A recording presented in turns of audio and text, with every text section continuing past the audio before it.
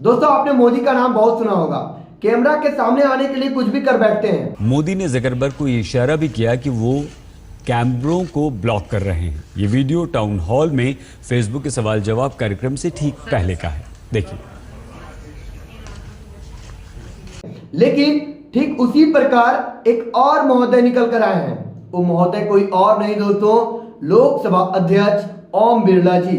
Lok Sabha speaker Om Birla जी राष्ट्रगान को भी नहीं छोड़ा और राष्ट्रगान को भी अपमान कर बैठे।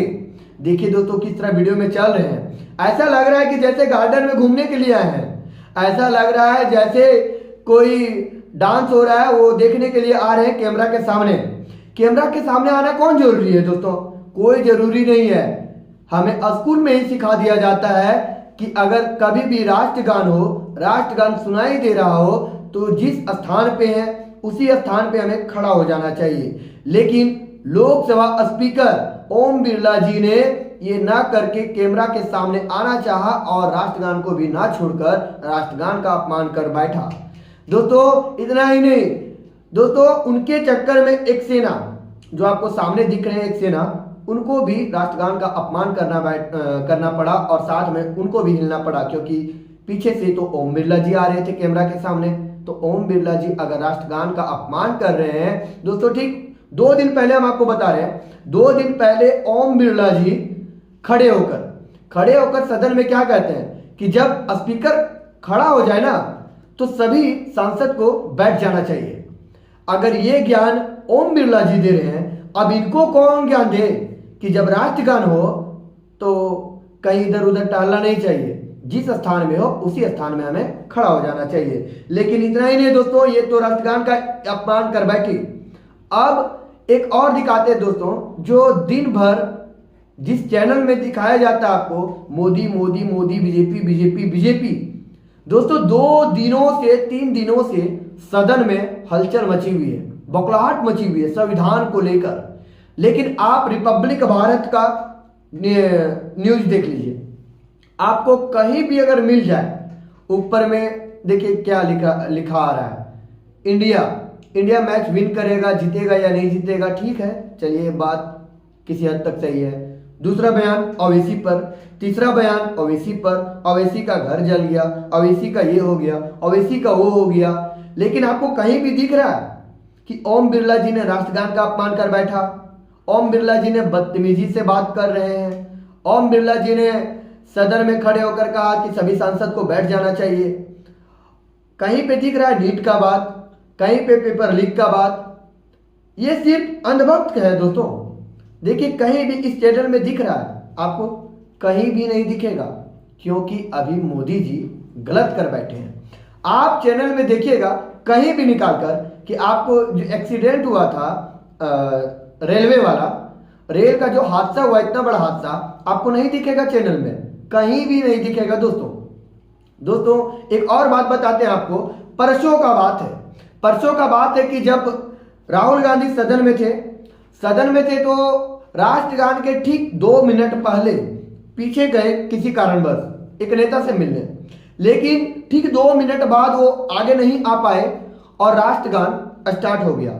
राष्ट्रगान स्टार्ट हो गया तो राहुल गांधी आगे ना आकर पीछे की पंक्तियों में खड़े रह गए और वहीं पे सावधान खड़े हो गए और राष्ट्रगान का सम्मान कर बैठे।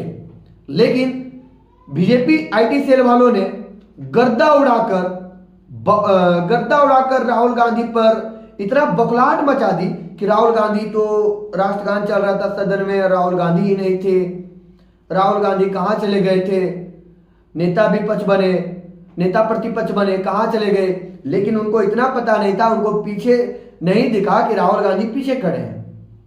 राहुल गांधी देश का सम्मान करते हैं, इन ओम बिरला जी जैसा नहीं है। ओम बिरला जी को अब भूल जाना चाहिए कि अब आरएसएस का कार्यकर्ता नहीं, वो लोकसभा का अध्यक्ष बन चुके हैं, लोकसभा का स्पीकर बन चुके हैं। अब उनको ज्ञान लेना चाहिए बच्चों से, स्कूल के बच्चों से ज्ञान लेना चाहिए, जो बच्चों में ही हम स्कूलों में ही सिखा दिया जाता है कि राष्ट्रगान का कभी अपमान नहीं करना चाहिए। जिस प्लेस पर हो, जिस स्थान में हो, जिस स्थिति में हो, उसी समय वहीं पे खड़ा हो जाना चाहिए अगर राष्ट्रगान आपको सुनाई दे रहा हो तो।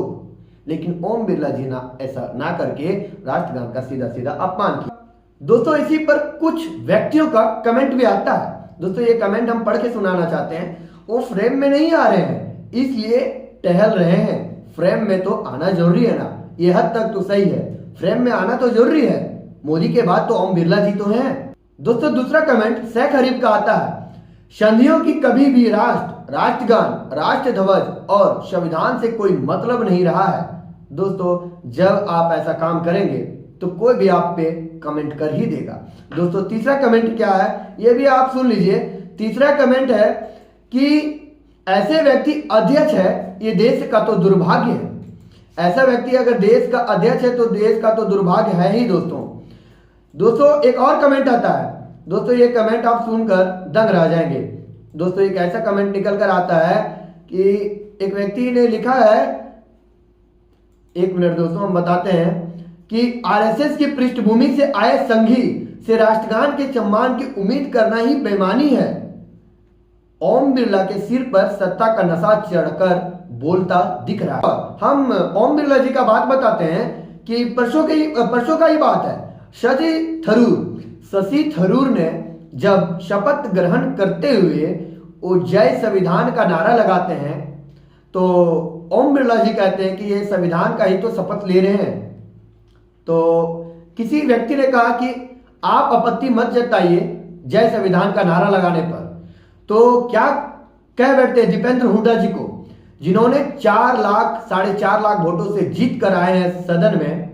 उन्हें क्या कहते हैं, तुम मत सिखाओ आपत्ति क्या है, आपत्तिजनक क्या नहीं है।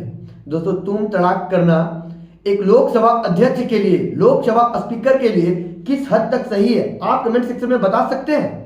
ये बताना भी दुर्भाग्य होगा हमारे देश के लिए कि एक लोकसभा स्पीकर कभी राष्ट्रगान का अपमान करते हैं, कभी जय संविधान का अपमान करते हैं और कभी तो कभी किसी सांसद का अपमान करते हैं। दोस्तों ये देश का और देश के संविधान का बहुत ही दुर्भाग्य है और ये दुर्भाग्य दिखता ही जा रहा है। दोस्तों हुड्डा का, दीपेंद्र हुड्डा जी का बदतमीजी आपको किस हद तक सही लगता है। दोस्तों इसी पर डॉक्टर रंगनी नायक जी ने कहा है, ये भी हम आपको पढ़ के सुना देना चाहते हैं।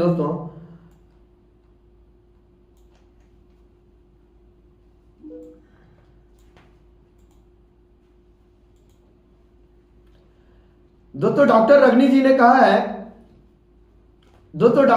जी ने कहा है कि एक व्यक्ति जो चहलकदमी करते हुए राष्ट्रगान का अपमान भरी संसद में करता हो, आपको हमने दिखा दिया। आगे कहती है जय संविधान बोलने पर विदार पर कटाक्ष करता हो, आपको हमने ये भी दिखा दिया। 3,45,298 मतों से जीते सांसद के साथ बदतमीजी करते हुए चलो बैठ जाओ बोलता हो, ये भी हमने दिखा दिया। लोकसभा का स्पीकर है क्योंकि ये संघ है, मोदी एनडीए की पसंद है, लेकिन ये देश की दुर्भाग्य है। जी हाँ दोस्तों इन्हीं सब तमाम मुद्दों के साथ हम अपनी बातों को समाप्त करते हैं। मैं आपका दोस्त गुलशन। अगर वीडियो अच्छी लगी हो तो वीडियो को लाइक कर दीजिएगा। वीडियो अगर कुछ गड़बड़ी हो तो कमेंट भी कीजिएगा और बताइएगा। साथ ही शेयर करना ना भूलिएगा और एक लाइक जय संविधान के लिए जरूर देकर जाइएगा। फिर मिलेंगे एक अगली वीडियो में, तब तक के लिए जय हिंद दोस्तों।